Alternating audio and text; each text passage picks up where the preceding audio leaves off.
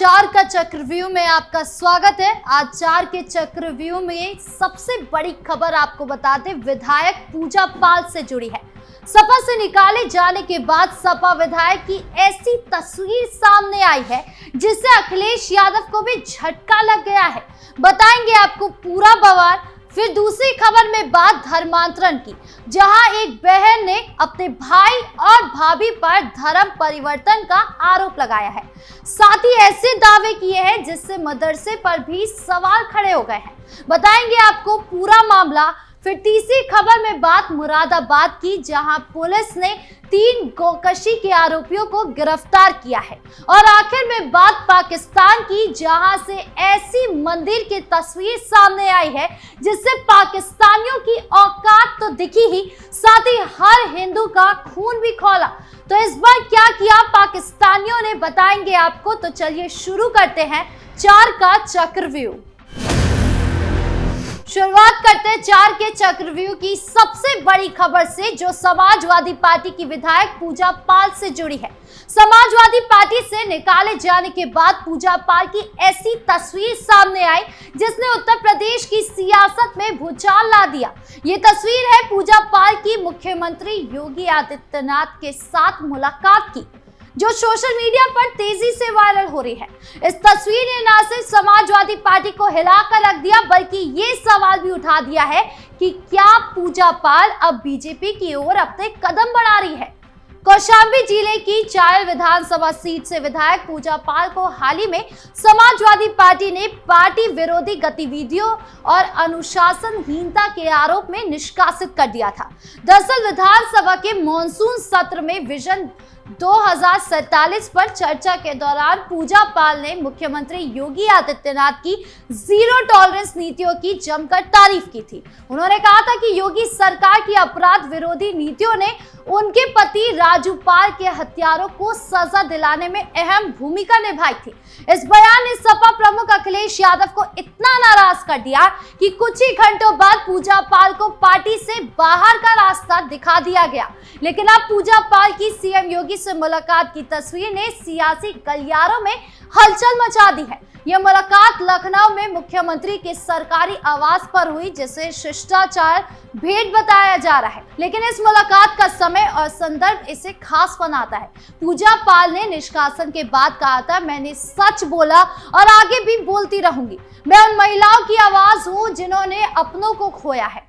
योगी ने अतीक अहमद जैसे माफियाओं का खात्मा कर कई परिवारों का न्याय दिलाया है। इस बयान से साफ था कि पूजा पाल अपनी बात पर अडिग है और योगी सरकार के प्रति उनका झुकाव बढ़ रहा है। पूजा पाल का इतिहास भी इस मुलाकात को और दिलचस्प बनाता है। उनके पति राजू पाल, जो प्रयागराज पश्चिम से बसपा विधायक थे, कि 2005 में दिन दहाड़े हत्या कर दी गई। इस हत्याकांड का आरोप माफिया राजनेता अतीक अहमद और उनके भाई अशरफ पर लगा था। 2023 में अतीक और अशरफ की पुलिस हिरासत में हत्या के बाद पूजा पाल ने योगी सरकार की नीतियों का समर्थन किया और कहा कि मुख्यमंत्री ने उनके परिवार को न्याय दिलाया है। अब इस मुलाकात के बाद सियासी कयासों का बाजार गर्म है। माना जा रहा है कि पूजा पाल जल्दी भारतीय जनता पार्टी में शामिल हो सकती है। पहले भी उन्होंने 2024 के राज्यसभा चुनाव में सपा की पार्टी लाइन के खिलाफ क्रॉस वोटिंग की थी और फूलपुर उपचुनाव में बीजेपी प्रत्याशी का समर्थन किया था। ये तस्वीर और उनके पिछले बयान इस बात का संकेत दे रहे हैं कि 2027 के विधानसभा चुनाव से पहले उत्तर प्रदेश की सियासत में नए समीकरण बन सकते हैं। अब सवाल ये है कि क्या पूजा पाल का ये कदम सपा के लिए बड़ा झटका साबित होगा या फिर ये बीजेपी के लिए एक सियासी मास्टर स्ट्रोक होगा। अब देखना यह है कि पूजा पाल का अगला कदम क्या होगा और इसका असर सपा और बीजेपी के सियासी समीकरणों पर कैसे पड़ेगा।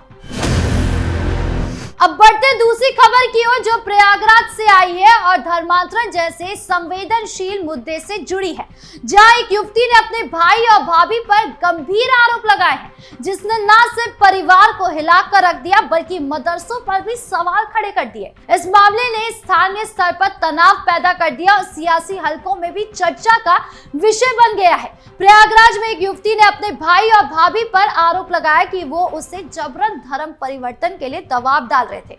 युवती का कहना है कि उनका भाई और भाभी उसे एक स्थानीय मदरसे में ले गए, जहां उसे इस्लाम अपनाने के लिए कहा गया। उसने ये भी दावा किया कि मदरसे में मौजूद कुछ लोग उसे धमकी दे रहे थे और उसका धर्म बदलने के लिए मानसिक दबाव बनाया जा रहा था। इस मामले ने तूल तब पकड़ा जब युवती ने स्थानीय पुलिस में शिकायत दर्ज कराई। उसने पुलिस को बताया कि उसके परिवार के कुछ सदस्यों ने उसे घर से बाहर निकालने से रोका और बार बार धर्म परिवर्तन के लिए उकसाया। युवती ने इस आरोपों से न सिर्फ उनके परिवार के 2 खेमों में बांट दिया है, बल्कि स्थानीय समुदाय में भी तनाव बढ़ गया है। कुछ हिंदू संगठनों ने इस मामले को उठाते हुए मदरसों की कार्य प्रणाली पर सवाल खड़े किए हैं। उनका कहना है कि इस तरह के मामले बार बार सामने आ रहे हैं, जो एक बड़े षड्यंत्र की ओर इशारा करते हैं। दूसरी तरफ मदरसे के संचालकों ने इस आरोप को सिरे से खारिज कर दिया है। उनका कहना है कि मदरसे में सिर्फ धार्मिक शिक्षा दी जाती है और किसी को भी धर्म परिवर्तन के लिए मजबूर नहीं किया जाता।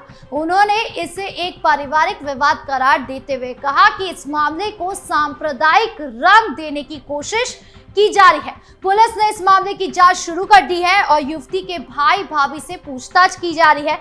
इस मामले ने एक बार फिर धर्मांतरण जैसे मुद्दे को सुर्खियों में ला दिया है। अब इस मामले में आगे क्या कुछ होता है, ये देखने वाली बात होगी।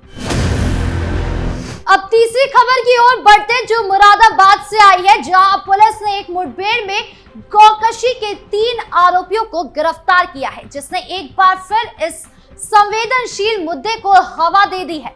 इस घटना ने स्थानीय स्तर पर तनाव पैदा कर दिया है और सियासी दलों को भी इस पर प्रतिक्रिया देने के लिए मजबूर कर दिया है। मुरादाबाद पुलिस को सूचना मिली थी कि कुछ लोग अवैध रूप से गौकशी कर रहे हैं। इस सूचना के आधार पर पुलिस ने एक छापेमारी की, जिसमें 3 लोगों को पकड़ा गया, लेकिन इस दौरान पुलिस और आरोपियों के बीच मुठभेड़ हो गई, जिसमें एक आरोपी घायल हो गया।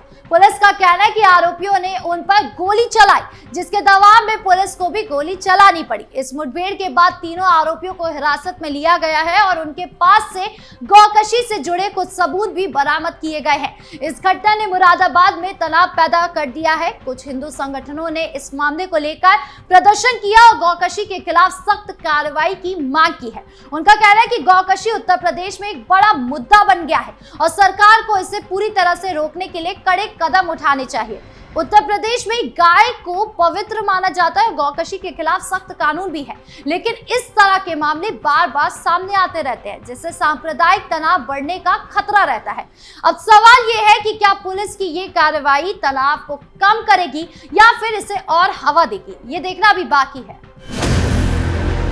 अब आखिरी खबर की ओर बढ़ते, जो पाकिस्तान से आई है और हर हिंदू के दिल को चोट पहुंचाने वाली है। सोशल मीडिया पर एक वीडियो तेजी से वायरल हो रहा है, जिसमें दावा किया जा रहा है कि पाकिस्तान में एक मंदिर को मीट शॉप में तब्दील कर दिया गया। इस वीडियो ने न सिर्फ हिंदुओं में आक्रोश पैदा किया, बल्कि पाकिस्तान के अल्पसंख्यकों की स्थिति पर भी सवाल खड़े कर दिए हैं। वायरल वीडियो में दिखाया गया है कि एक मंदिर की इमारत, जिसे बाहर हिंदू धार्मिक चिन्ह और मूर्तियां थी, अब एक मीट शॉप के रूप में इस्तेमाल हो रही है। इस तस्वीर को देखकर सोशल मीडिया पर हिंदू समुदाय में गुस्सा फूट पड़ा है। लोग कह रहे हैं कि पाकिस्तान में खुलेआम हिंदू आस्था का अपमान किया जा रहा है। एक यूजर ने लिखा, पाकिस्तान में हिंदुओं के साथ ऐसा सलूक कोई नई बात नहीं है, लेकिन मंदिर को मीट शॉप में बदलना हर हिंदू की भावनाओं पर हमला है। कुछ लोगों ने इस तस्वीर को लेकर सवाल भी उठाए हैं कि अगर भारत में किसी मस्जिद या मदरसे के साथ ऐसा होता तो क्या प्रतिक्रिया होती। एक यूजर ने लिखा, भारत में अगर किसी मदरसे को इस तरह अपमानित किया जाता तो पूरी दुनिया में हंगामा मच जाता, लेकिन हिंदू मंदिरों के साथ ऐसा होने पर चुप्पी क्यों। इस तस्वीर ने भारत में भी सियासी हलकों में हलचल मचा दी है। कुछ हिंदू संगठनों ने इस मामले को अंतर्राष्ट्रीय मंचों पर उठाने की मांग की है। उनका कहना है कि पाकिस्तान में हिंदुओं और उनके धार्मिक स्थलों की सुरक्षा सुनिश्चित करने के लिए भारत सरकार को दबाव डालना चाहिए। अब इस मामले में आगे क्या कुछ होता है, ये देखने वाली बात होगी। बहरहाल 4 के चक्रव्यूह में इतना ही। नमस्कार।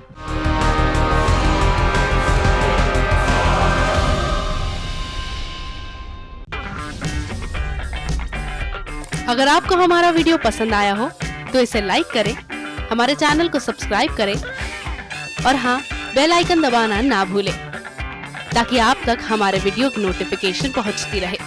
आप अपना सुझाव हमें कमेंट बॉक्स में दे सकते हैं। हमारे साथ जुड़ने के लिए शुक्रिया।